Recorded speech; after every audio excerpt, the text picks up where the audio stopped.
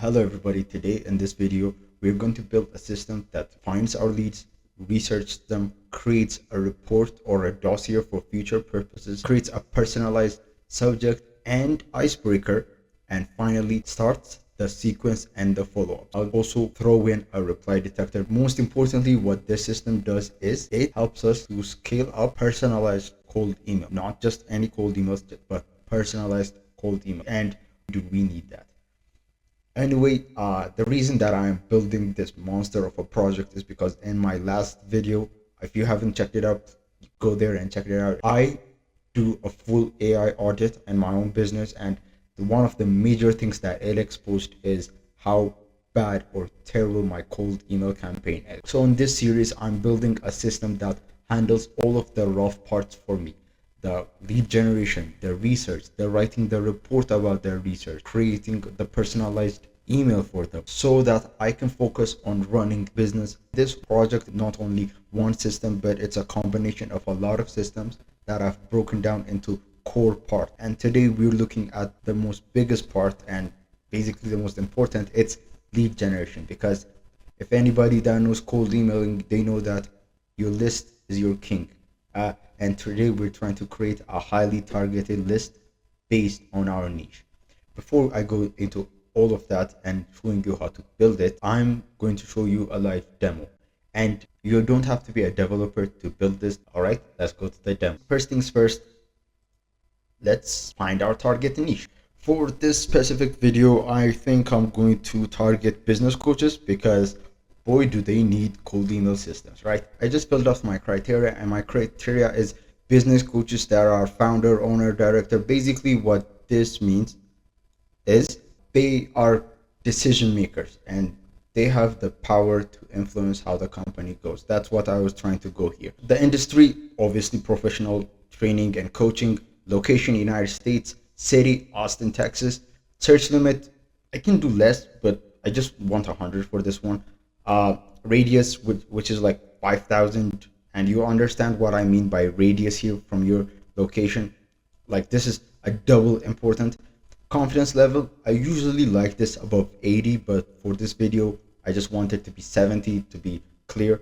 I don't use company size.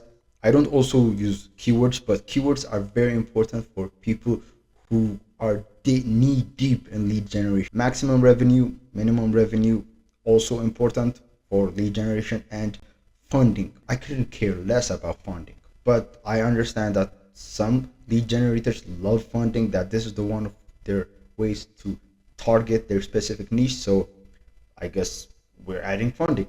So when I click submit, it should go. Okay, first it's going. I actually deployed. Oh, should be here, to be honest. I actually deployed it using two branches, and the first branch is it goes through Appify, and the second branch is it goes through something called Google Places. I'll explain both of them a little bit later. Now we're just watching the live demo. And how many? It brought us 101 leads. We asked it for only 100, but I guess threw in one for us. Okay, now it's populating. This is, by the way, my CRM. Okay, yeah, it's populating. It's populating the list. Sylvester, Deborah, lead insight. Just to check that these are like good leads, let me look up the guy that comes here. Okay, Lucas Sarget. Let's search this guy. Lucas Sarget, company's name, Eleron. Luke Sarget, Eleron. It says Lucas here, but Luke, I think it's the same thing. Maybe it's not. I don't know. But this is actually a real company. Their business coach. This is his LinkedIn. So yeah, it's giving us good leads. I'm not going to sit here and watch the whole thing come, so we're just going to skip until the end. And for this video, we're going to use Google Sheets as our CRM. Here you can see all of the columns that we are working with: organization, email, domain, industry. This is what we are working with today.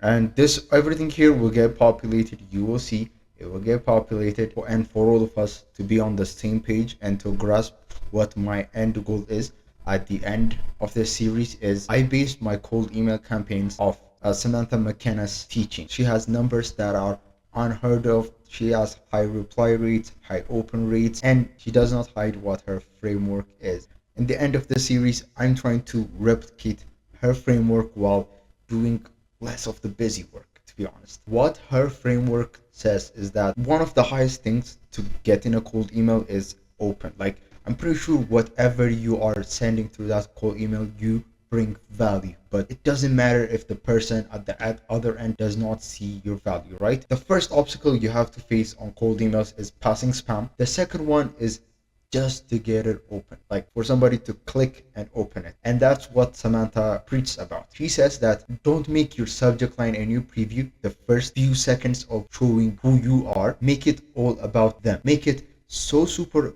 personalized about them that they have to open it. And that is what I'm trying to do on this test. And the one problem that I saw from this whole personalized thing is she says that it will take professionals 6 to 7 minutes. Professionals. But for the average folk like me, it would take me 15 minutes to research a lead, to create like, by the way, forget creating the dossier. That will take another 15 minutes. So just to research the lead, to write something personalized about them, and to start the cold email sequences, it will take me 15 minutes. For a guy that plans to send about 100 emails per day, which is very low, by the way, but we have to start somewhere. It will take four people to write my 100 personalized cold emails. And that is the prime thing we should use AI for. And that is why in this series, you and me are going to build something called a Roxanne, my AI cold email campaign manager. Basically, my right hand man when it comes to cold emailing. It does 90% of the heavy lifting for you. And that is exactly what we want. Right now, we're going to do the lead generation method. There's a free template down there that you can click and you can take with you. But I have to add this disclaimer for you, okay? I actually have two disclaimers. The first disclaimer is for everybody that is not good with anything, that is not good with coding, and couldn't be just bothered by it. This will run your cold email campaigns good. It will run it smooth, but it won't scale it. And it is not based on what you want it. And what I urge you is you either have two options here.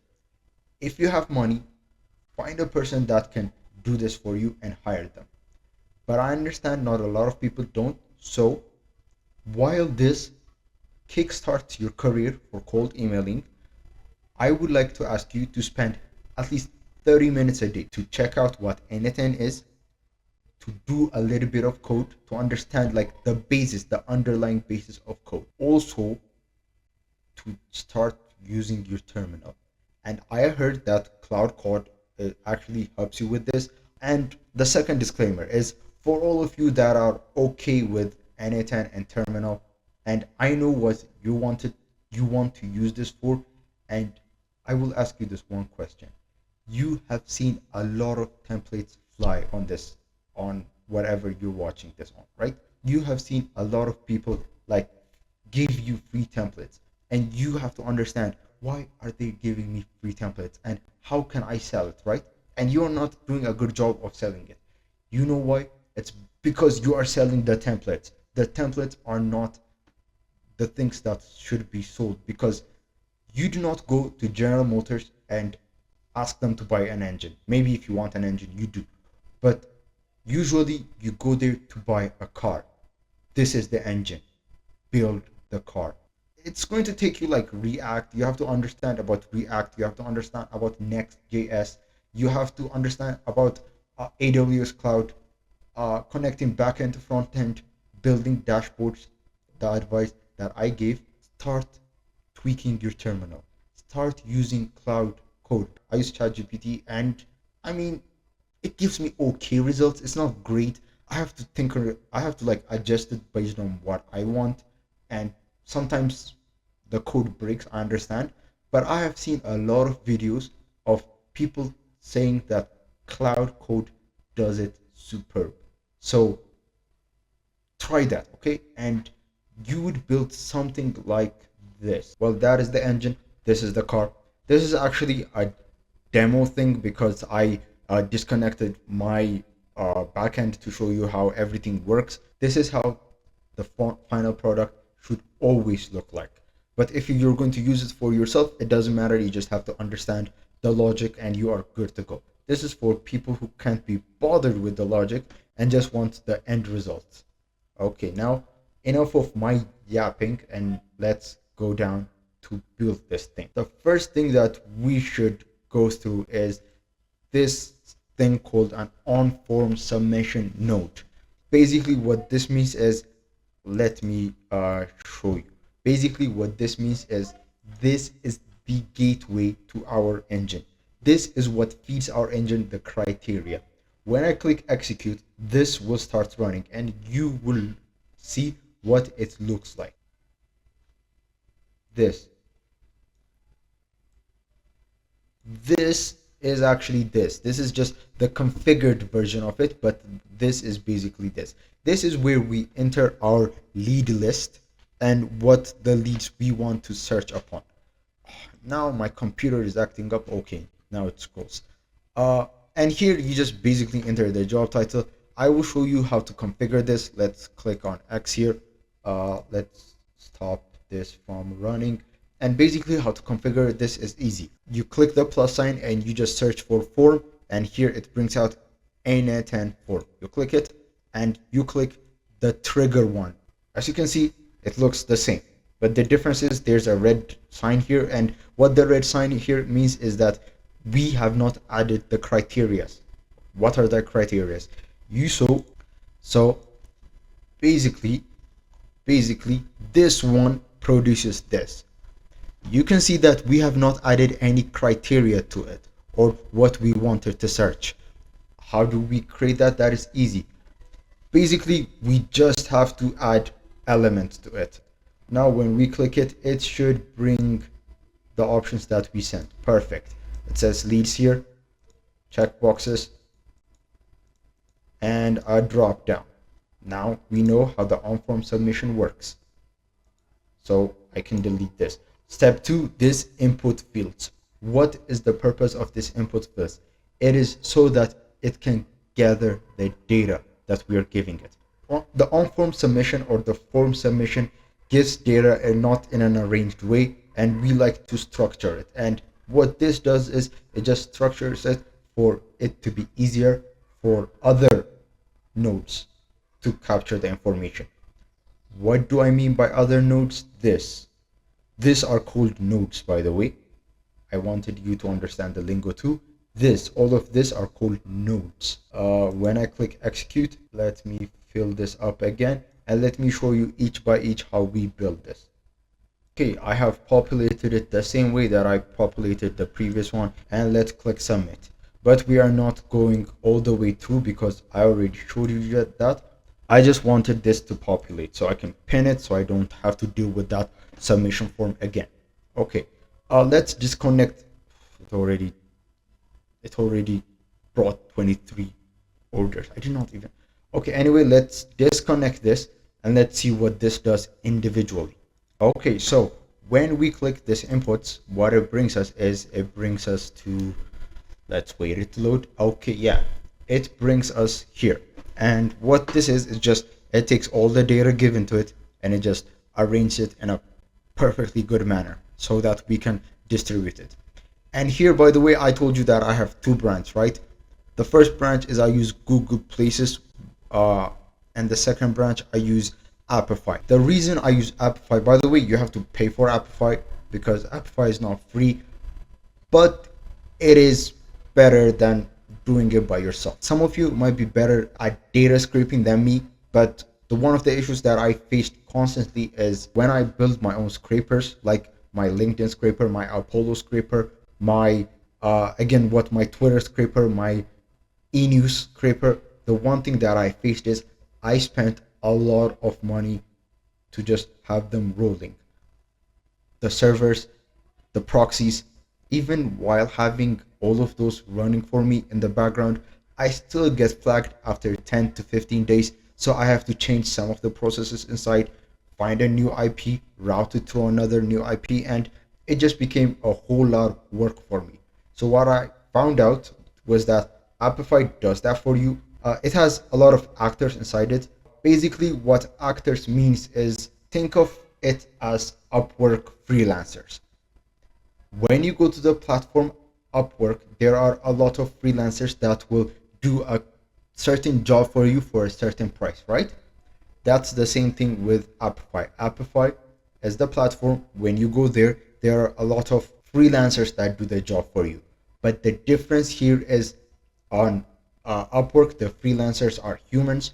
On Apify, the freelancers are computers, machines, virtual servers. And what I wanted to add here also is I told you it takes me a lot of money to run my own actors. By the way, if you want them, I will attach my GitHub. You can fork it from there. There's LinkedIn scraper, also an Apollo scraper that works. The Apollo scraper is for educational purposes only. Do not use it for commercial purposes because it is not allowed by the Apollo Act or something like that. So don't use it for commercial purposes. The Apollo Act, the Apollo scraper. If you're better than me, then make it like, I don't know, cheaper. But I couldn't, so I used Apify. And Apify's actors, these are the actors that I use for this project. Read through them, go through them. Anyway, that's basically what I use for my lead generation. Let me show you how to connect an Apify. You click the plus sign here, you search Apify. It is easy as that. And you click one of this. We want to run actor and get data set. Okay. Then you have to add your credentials. You have to add your API. I will show you how to do that in a later video, like episode 0 or something. So from the list, you choose, as soon as you connect with your account, it just automatically brings this for you, and you click the LinkedIn scraper, right? And this is the tricky part, because let's remove this. There's the difference between input formats and output formats. And here, just use this code, okay? Just don't touch anything, because this is how we have both of our accounts talking to each other. Like the N10 and the Apify, they speak different language. So this is how we have them talk the same language. This here, my friends, is a translator. Great, now we understand that.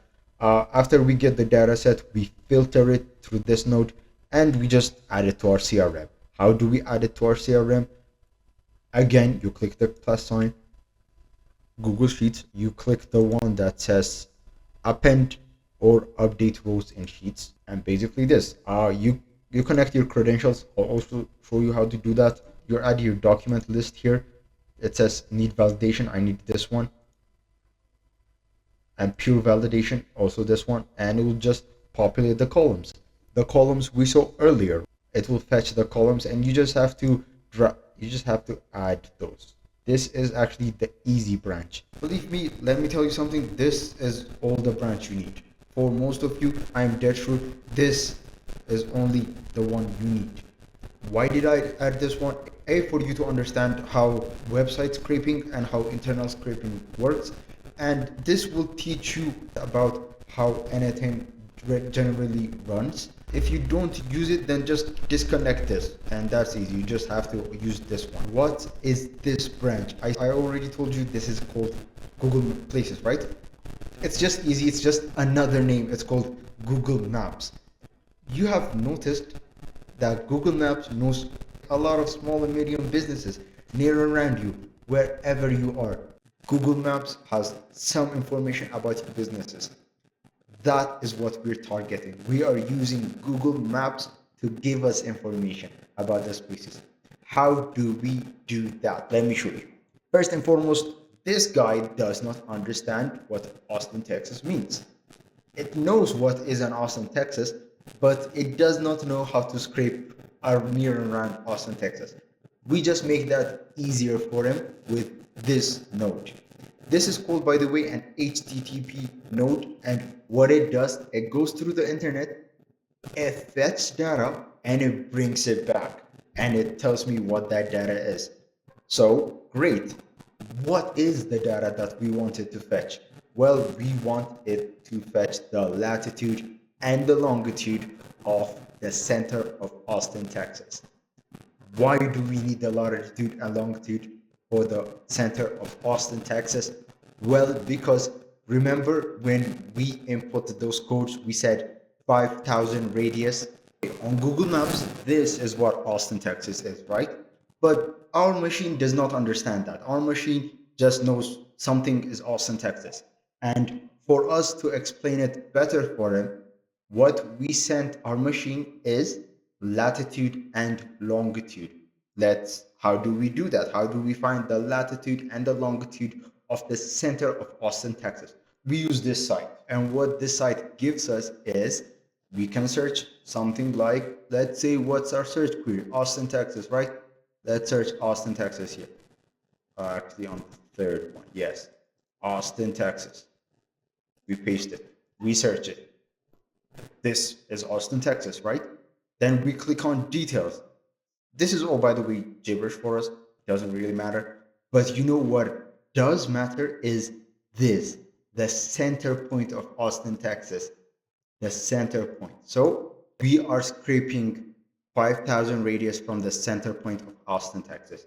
And by the end, it gives us the center point for Austin, Texas. Now, all we have to tell our machine is create a 5,000 meter radius and scrape everything that remotely sounds like our business. Great. Then how do we do that? Well, basically we do that by something that is completely free here. We use Google's APIs places. And for those of you who don't know, there's a lot of videos on how to set that up. I actually use something else called Google's Rapids APIs. For those of you that just are not bothered to give their credit card information to Google, you can use Rapids APIs. That's what I use. Basically does the same things as Google's APIs. So what does this do then? Well, this just searches, scrapes, looks, and squeezes all of the information we want here. So let me disconnect this and let me show you this bad boy running.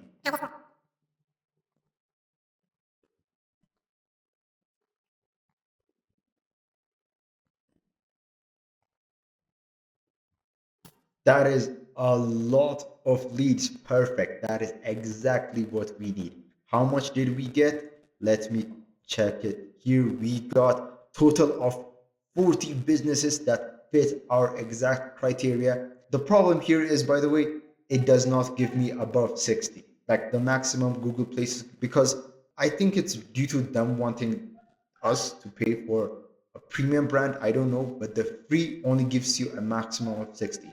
So how do we leverage that? Well, we leverage it by using something specific like a zip code.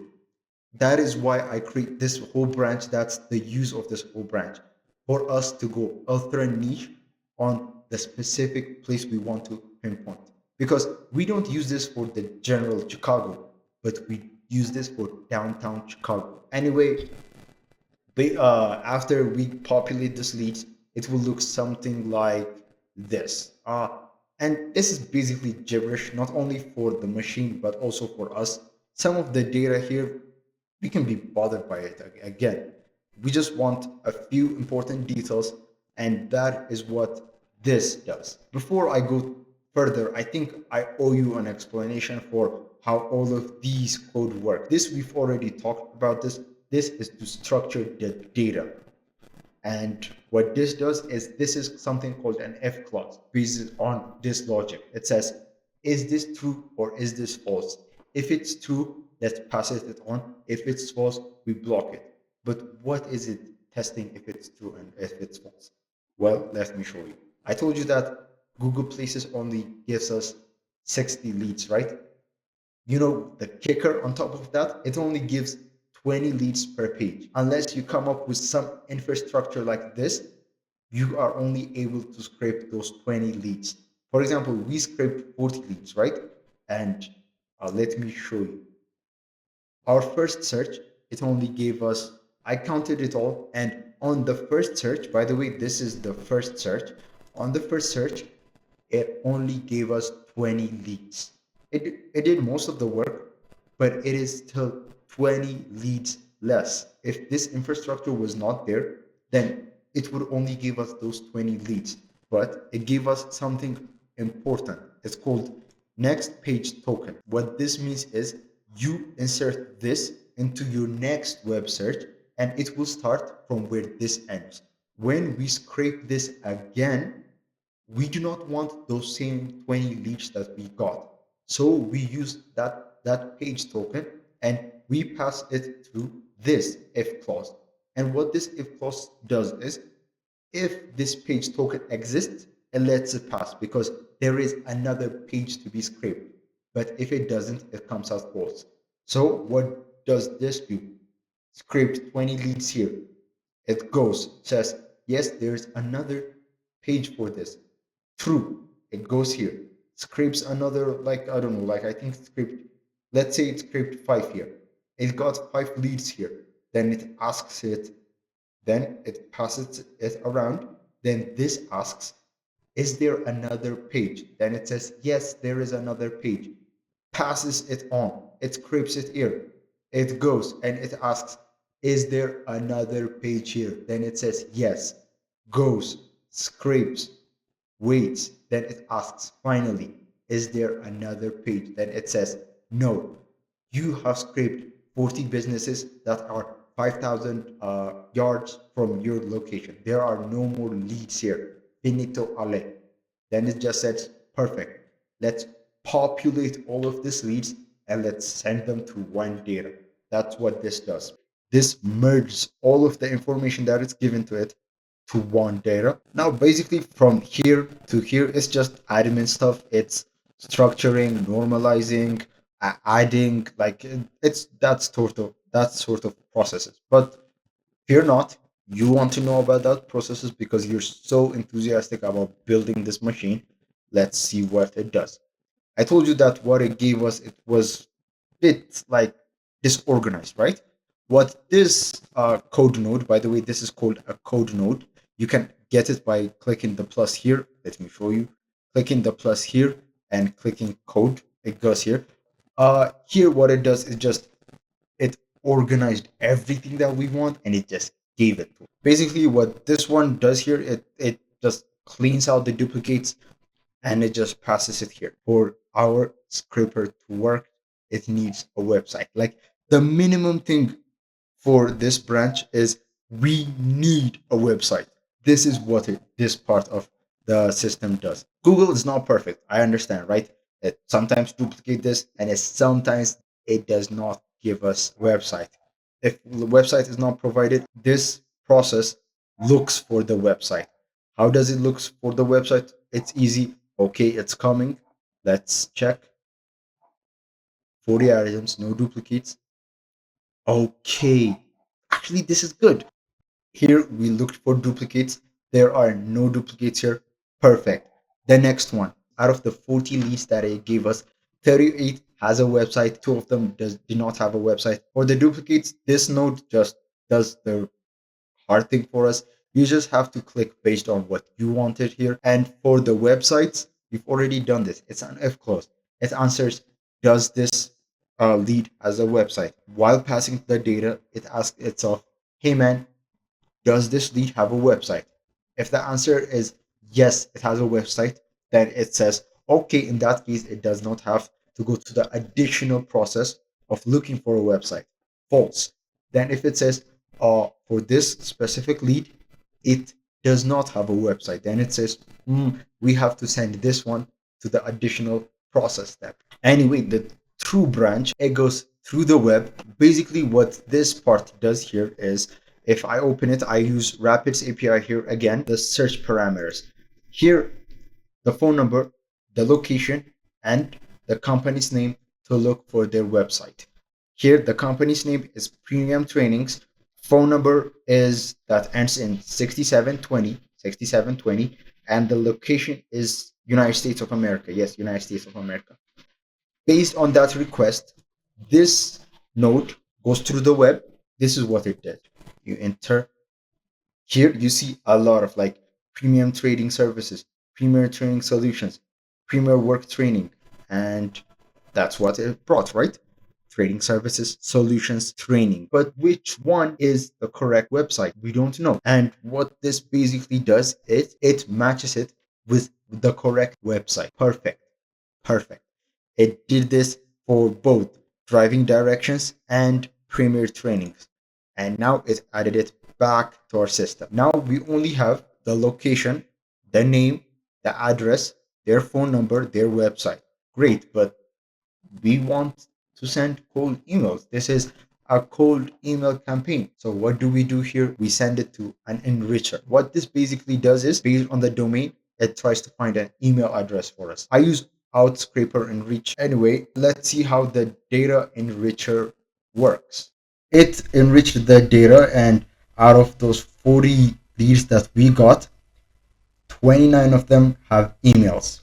Great, nice. So 29 of them has emails, so they are fed directly into our CRM, but 11 don't have emails. So what it looks like is Texas award winning. Okay, so we got two people from one company. That's great. Nick Tubak. This is Bridgeline Coaching. Yeah, we got Nick, and I guess only Nick. Yeah, we got only Nick from Bridgeline Coaching. Then this is it. So it gave me 29 sets of data. Each data will have additional email on it. That is good. So potentially we're looking here. So on average, we got like around 40, 50 emails. So what happens to those 11 companies or the 11 leads that we didn't found an email for? Well, there's not much we can do here. I mean, we can search up the web. We can try to find their LinkedIn. That is also a good approach. We should do that. But what I do is I scrape their website. Let me be honest with you, scraping their website, it's like sometimes it's a dead end, but sometimes you might find jewels. What I like to do is after the 11, it's like it's a dead end. So I just go to their website, try to extract as much as emails I can. That's what I personally like to do on my lead research. So this is what we're going to do. Out of those 11 leads that don't have an email or that does not have any data whatsoever. Wait, I think they do have data. They just don't have emails, right? They have data. They just don't have emails. I forgot that the only reason that these are not good for me is there is the LinkedIn, there is Instagram, but for our specific case, we are looking for emails. Going to scrape the website. Okay, let's run this, right? Okay, now for those 11 websites, it's going through their website and extracting data. Okay. So now it gave us 11 outputs. We are never going to understand what these mean. It looks something along the lines of this. We are never going to understand this. Okay, some of them have anti-bot malware, which means technically this is a bot, so which means we cannot scrape those. So, and again, some leads are leaking through the pipeline. I mean, the leaking is not good. So from what I checked here, out of like the 11 leads that we processed, one block does. Leads are still leaking in the pipeline, but our pipeline is still strong. Okay, so now once we get this data, what we usually do is we send it through two branches.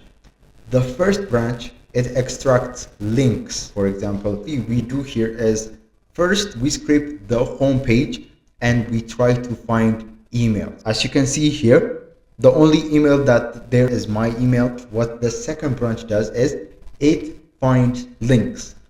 Like this one. This is a home link. This is a feature link. If I click this, it will go /featured. And let's go back to the home page and about here. And also book a 15-minute call. It scrapes these links and stores it somewhere. My about page does not have emails, but most about pages of companies have emails. We're scraping the home page for links and emails, and again those links, we scrape each and every one of those links for a website process. Now you understand the logic. Super easy. Okay, so the final thing that I added here is a simple code node that just basically tells this guy that this is done and this can complete. Let me connect this bad boy over here, and We've unpinned all of our data, so I think it's better if we start from the beginning. So I just have to click execute workflow here, then it will start. Yeah, it starts.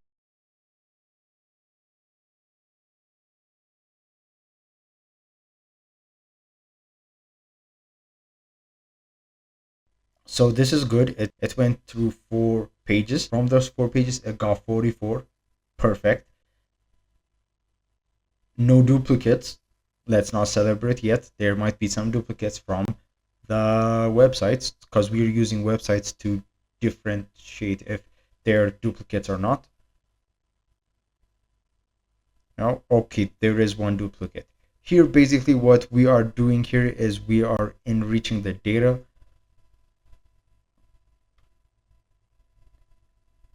Perfect. Okay. Let's see here.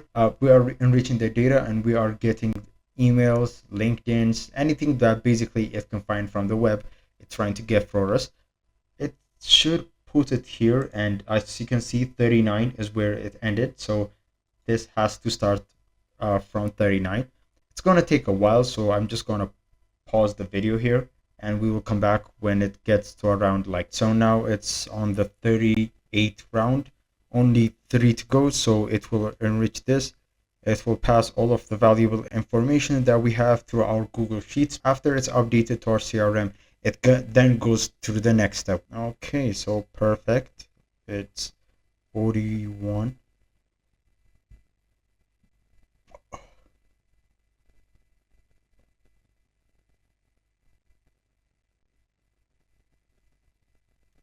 Okay, so it's on the final round and it passed the data. Okay, how much?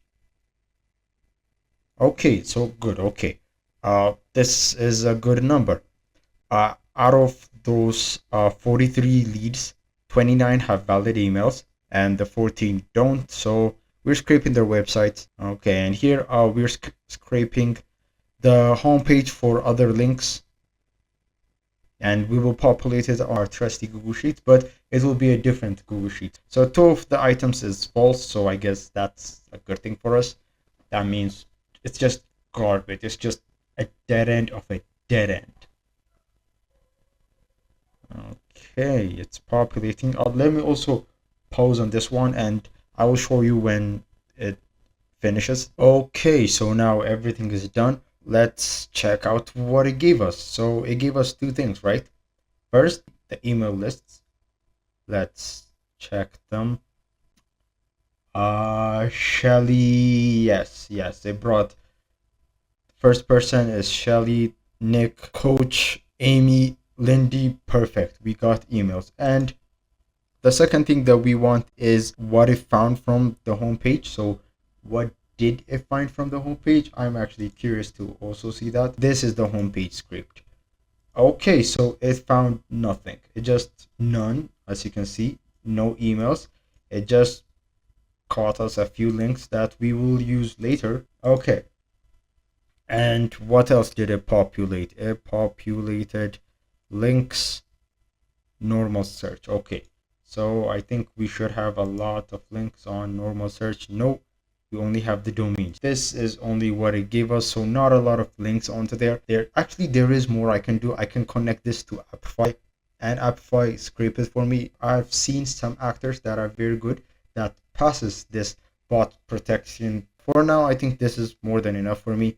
I populated what 100 leads here, and I populated 29 niche leads, and we're not even done with the scraping. We go somewhere else. This is what we do with those links that we find. We scrape them for more data. Also, by the way, there is no need to run this because from what we saw here, our first scraper brought us a lot of like dead ends. I mean, this should have been populated with links. This should have been populated with links, but no links at all. So running this will be like a waste, to be honest with you. But by the way, I should have brought better websites to search, but I just wanted to do it live, me searching something. I didn't want it to be like a sandbox testing. So that's what I did here. Anyway, ladies and gentlemen, that is our lead generation system. I hope this video is very useful for you. Before I go, the one thing that I wanted to say is this lead generator can make it your own. For example, here you can add for yellow pages. If you want to scrape yellow pages, you can add yellow pages. You can add Apollo if you want. You can add Zoomifo if you want. Yes, this will get you off the ground, but eventually what I want you to do is to use this as the backbone to add more things here, like add another lead generator or add another way to enrich it or something like that, because or find better scrapers. I mean, my web scrapers are getting flagged for bot protection, right? Add better scrapers here. And that is all, everybody. I hope you have a good day, and bye bye.